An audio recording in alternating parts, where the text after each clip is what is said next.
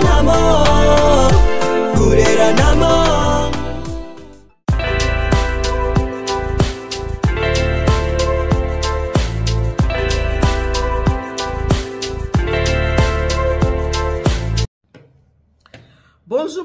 Bonjour, mbote mingi na bino surtout ba bolinga maman il y a ni tu na pesi no ba mbote ba ebwe ma vimpi miko wazima. Est-ce que vous allez bien?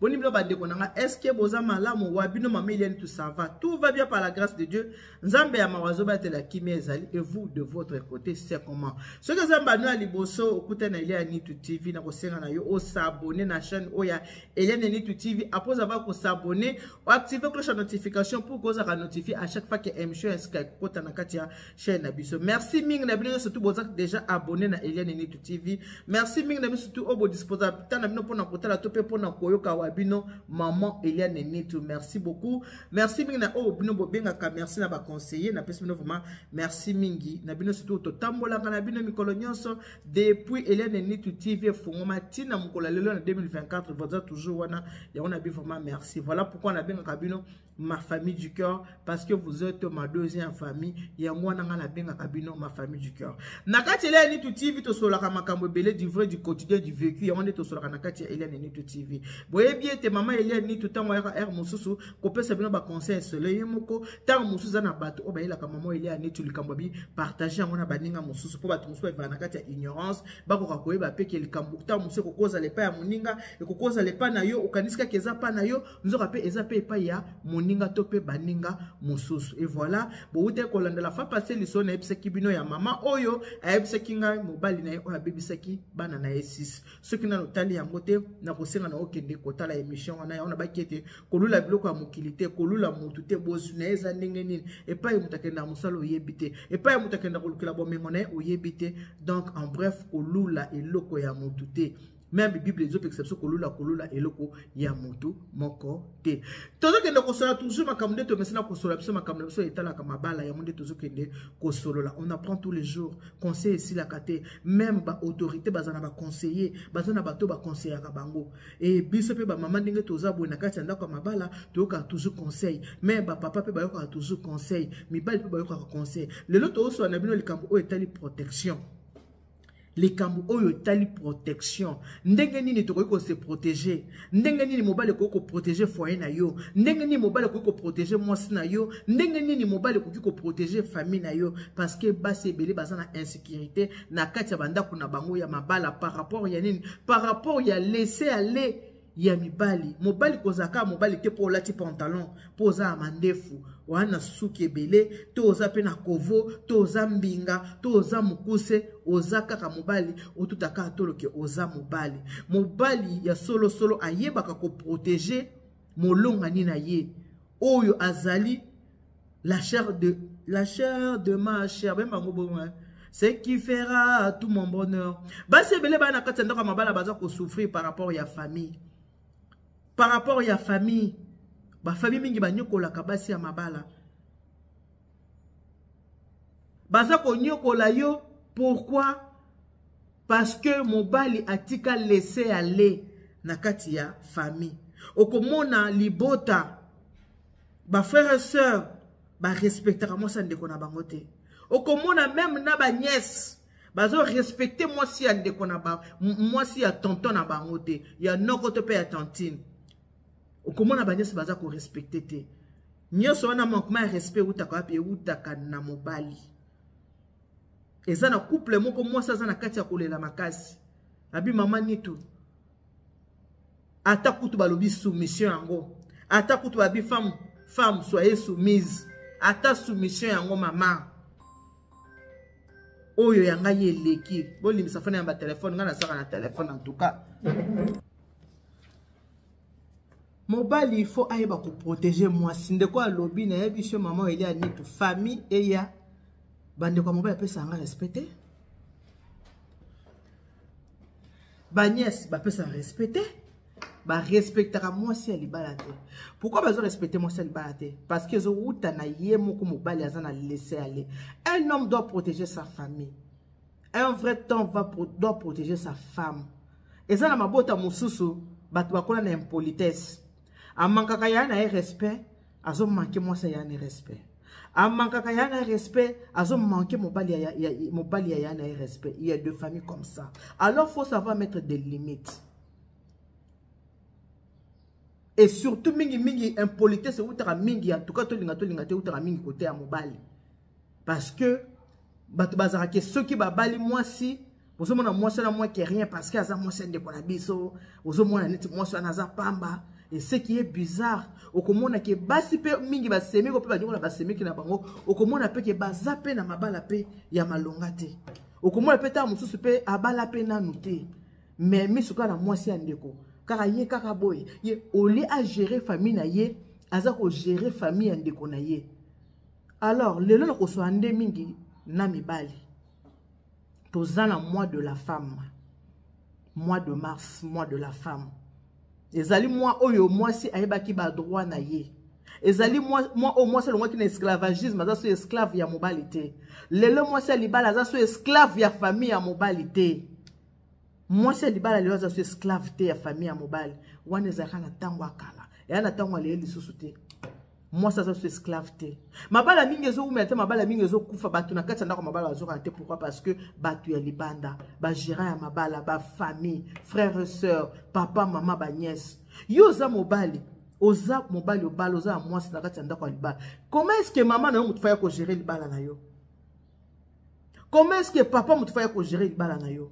Et ba papa ya batu penza bazala penza te mingi kaka ba mama siko na lobi na ba mama mama tango telemelaka mwasi ya mwana na yo ozo sepelater makama mwasi ya mwana na zo sala mwana kaka ya monela mwana nga yo bosani ke yo po monela ka papa na bango tango zo mwana ka monela mwana nga mais yo po monela ka papa na bango ti la retourne ba mama mingi balingi ko kotsa bazolo na bango na kati ya mabala ya bana na bango.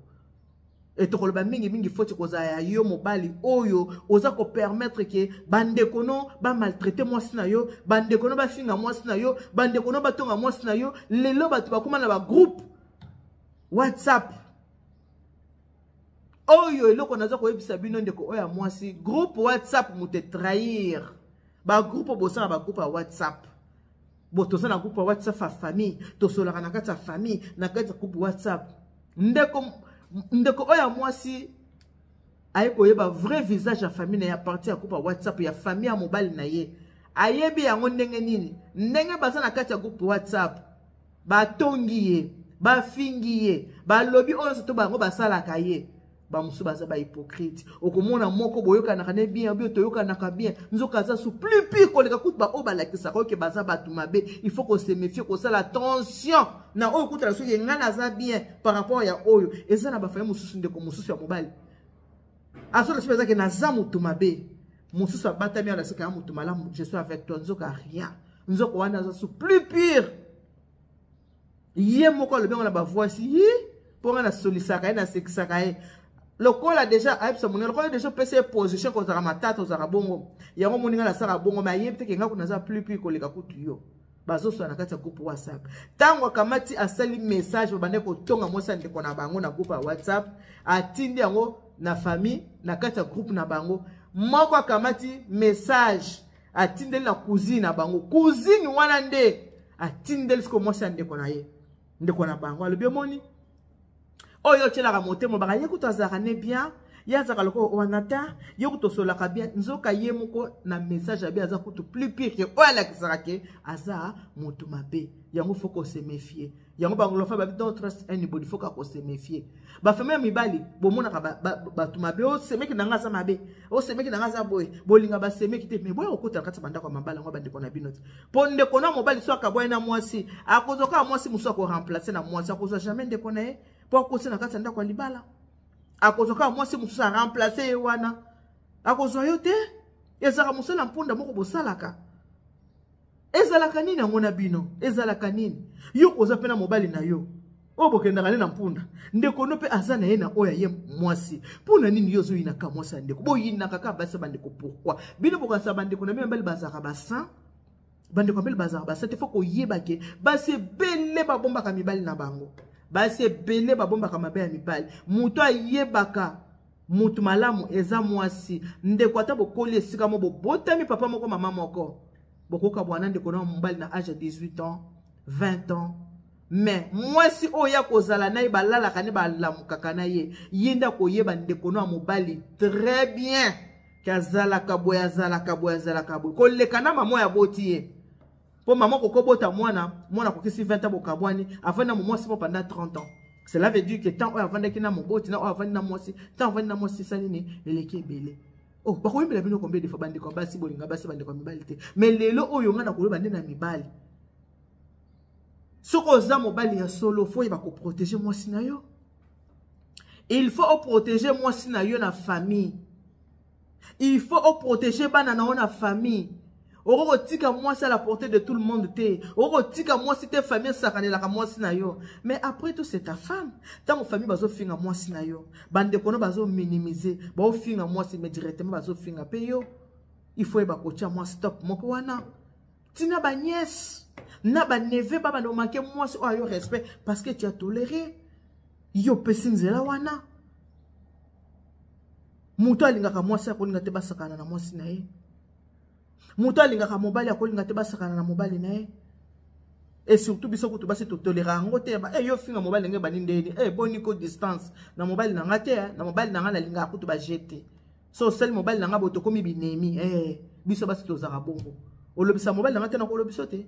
Automatiquement comme ennemi nanga. Mais elle quoi mbali musuto mona ke moi sina yena muto balomaka ye kutu camarade de makasi. Bo protéger basi na bino. Ya basi musuto mona bakoma kanda ba belle famille baba keo moi ça zaka mabete ceux qui bosu bola kisi moi si makambo mabe. Bosu bola kisi ke to linga ka yote to zala ka boyena yote. Bino boka si moi si nezoba nguluma sa oya ko vendre la bino ka banda ko lenga la bino au jour d'aujourd'hui never. Makambo ne.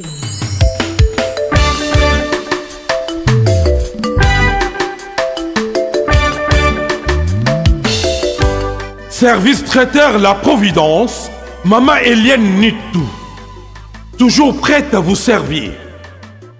Des professionnels confirmés à votre portée, à votre service. La préparation de votre cérémonie de mariage, baptême, anniversaire et tout autre événement.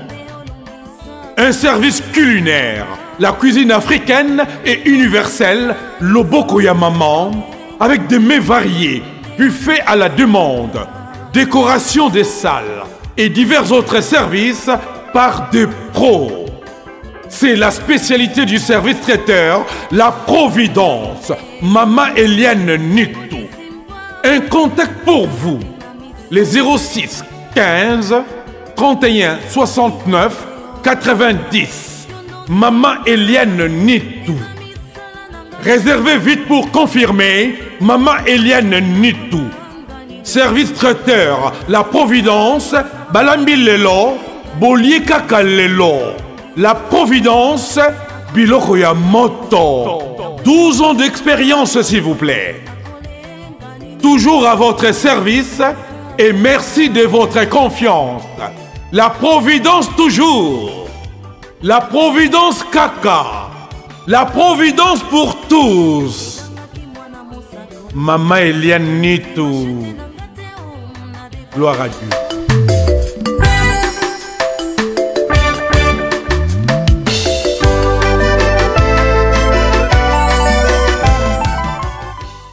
Makamone za soute. Na mukile lelo za soute. Que moi si moko boye azala wana azala sama kolona bino na mkwalelo moi se kendaka musala na mkwalelo moi sa na salaire na mkwalelo au moins sa biba droit na ye wana zaka makambo tango akala. Mais ce qui est bizarre makambo tango akala na mkola lelo oyo mibale ebele baza toujours na ba comportement wana komona ke moi si na soko zo swana bandeko na yote moi ça zo swana famille na yote. Mais l'homme le mari est le chef de la maison. Qui chef ne zaka wala ta pantalon na ceinture te. Qui chef na yo zali ya koyeba ko vandisa moi si qu'est-ce qui se passe? Pourquoi oyo kana kate na bandeko na nga? Moi ça peut ce rapport abiki na bandeko na oyo kana kate pona x y z. Ozunge pa bandeko na yo, olobi na bandeko na yo. Pourquoi boyo kana kate na moi si na nga? Bango pe ba yebise to yo kana kana moi si no te pona boye. O vandisi bandeko, yebisi bandeko te. wana aza mwasi nanga, wana aza mama abana nanga, wana ye muto nga na vanda kane, eya na butu, eya na moi, ava bino boyeba ye muto akoyeba. Boza na intérêt ya kovanda na ye malamu, boza na intérêt ya kozala na ye bien, ponga pe nazala bien. Bomoni tango boza bien na ye te, directement ezo bebisa ambiance ya couple na biso. Biso mi balenga na mwasi nanga ba problème te, mais ceux qui seulement akanisi ba galère obino bosala kaye, kanda wana ezo zongela nga ndeko na bino. Soki mobali ozo autorité ya kosola na bandeko na yo ko expliquer bango ke bandeko na nga boye te. Omona mobali muso aza mukolo akoza pe aîné de la famille.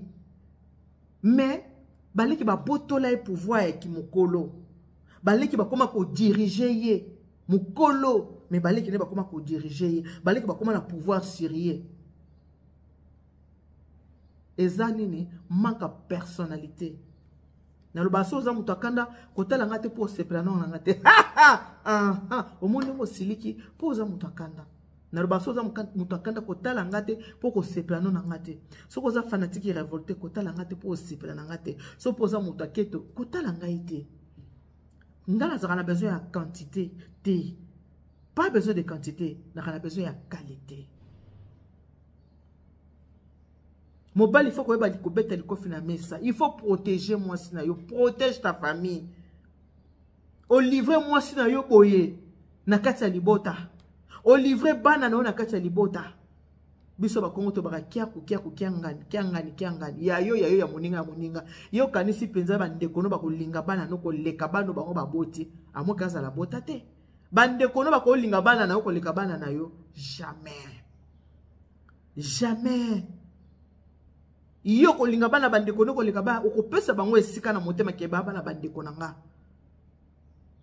Bandeko na yo o bazo tuka bana na yo o bazo tuka mwasi faut ko yeba ke soki ndeko mobali oza ko yoka na tena mwasi ya ndeko no automatiquement na bana boyoka na te po bana moko te ba ko linga batata mwasi ba papa leki papa kulutu ba nyokola mama na bango soki bazami ke ba yebi le côté oui mais ceux qui basi ba koli jamais moi moi ko linga te ba sakana na mama na ya zate boketa na TikTok mama nanga bana nyoso na basi kutu soko tali challenge wana mama nanga mingi za bana mibali on touche pas ma mère mingi za la kabala mibali okosima mama nanga te okosimba te tu touche pas ma maman mingi za kutu bana mibali. Moi na mon côté na mokili akolinga basakana na mama na ye jamais azate. Alors bino bandeko mibali tango tungisa kabasa bandeko na bino bokanisa ke bana bandeko na bino ba olinga bino te ba osese bino na hypocrisie. Olinga ka mama na ngate na kolingote olinga ka mwana na ngate na kolingote. C'est comme ça la vie elle est faite ainsi. Eza bongo mingi nazolo belande ba papa zala autoritaire zala na autorité na kati ya famille oza mukolo na libota kolinga. Il faut pas te laisser manipuler par tes frères et sœurs, non.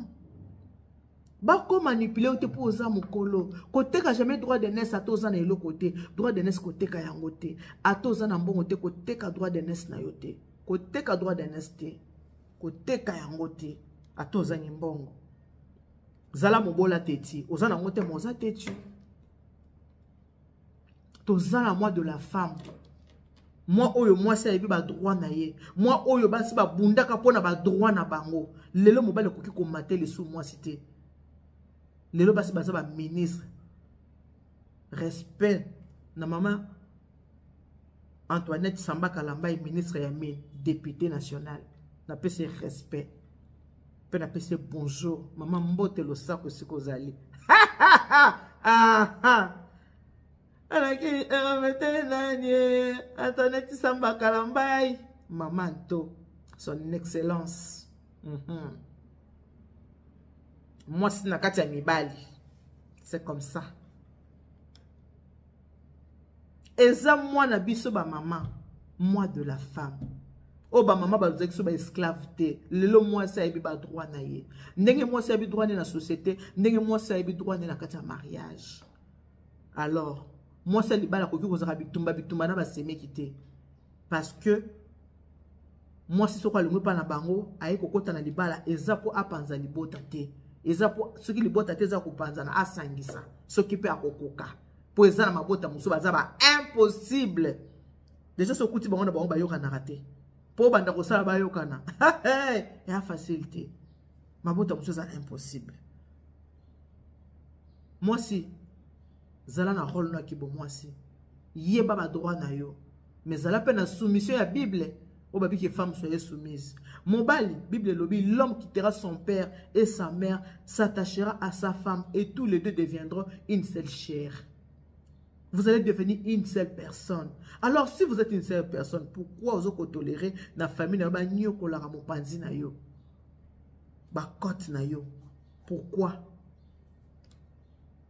vous avez tika na ba nièce ba nyo ko la mwasi yo bala na mbongo? Pourquoi?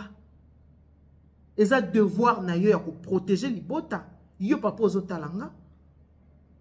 Et ça devoir na yo ya ko protéger mwasi na yo. Et ça devoir na yo ya ko protéger bana na yo. Et ça devoir ya ko protéger libota na yo. Mutalibanda ko protéger libota na yo ta. Mutalibanda ko protéger mwasi na yo te. Mutalibanda ko protéger bana na yo te. Mwasi na yo face à se sentir na sécurité, à la sécuriser. Il faut zala oreiller au moins na fa tchaka moto na ye.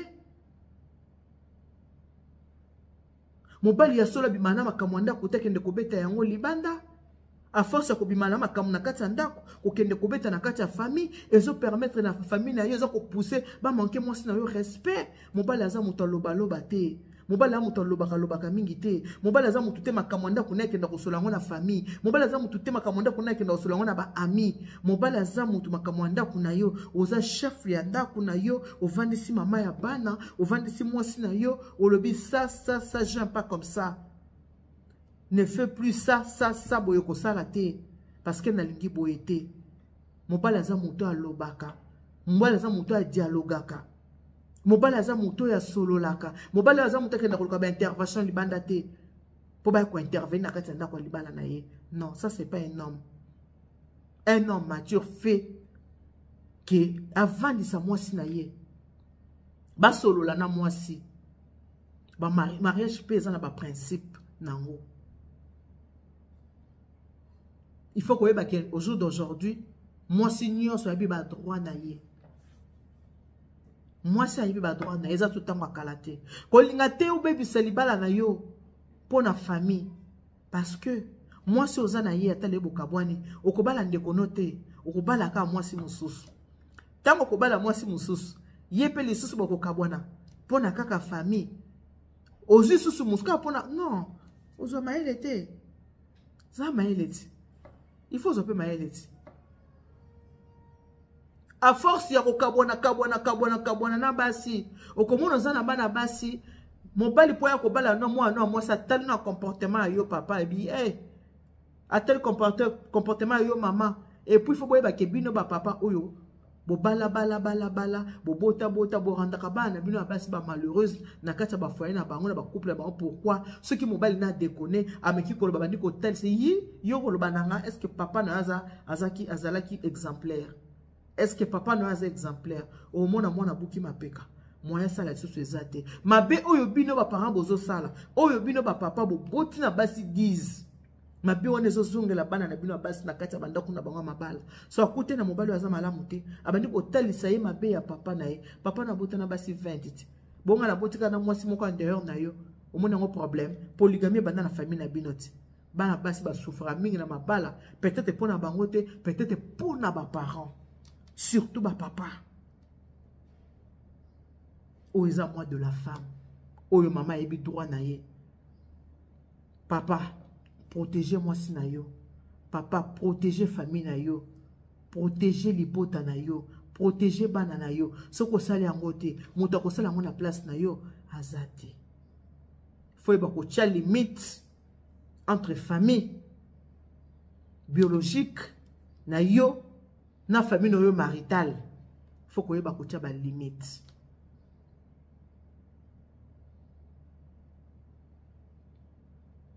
Moi si akota anda kwa libala te po ya kosala guerre na ba semeki.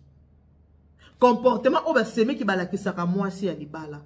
Yango esaka ke moi ça c'est révolté. Yango esaka ke moi ça ina ba semeki. Yango esaka ke moi ça ina ba bokilo.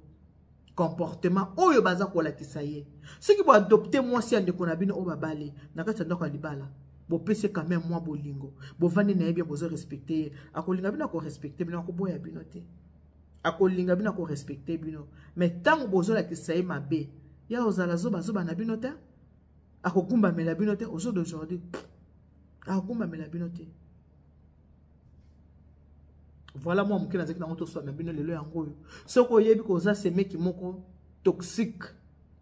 Changer. Soko za belle sœur toxique, changer. Oza beau-frère toxique, changer. Et puis yo mobali likolo nango, oza na devoir ya ko protéger moi sina yo. Oza na devoir ya ko protéger banana yo, ko exposer bango te pour lobby et cause la trop tard. Pona lelo to suki wana. Na lobaka toujours que émission ngeza pona ko bebisa te ka seza pona ko bongisa. Que Dieu vous bénisse. God bless you. Mungu anubariki. Tata nzambi kalo saku muna.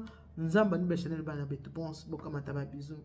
Bonne journée. Bye bye.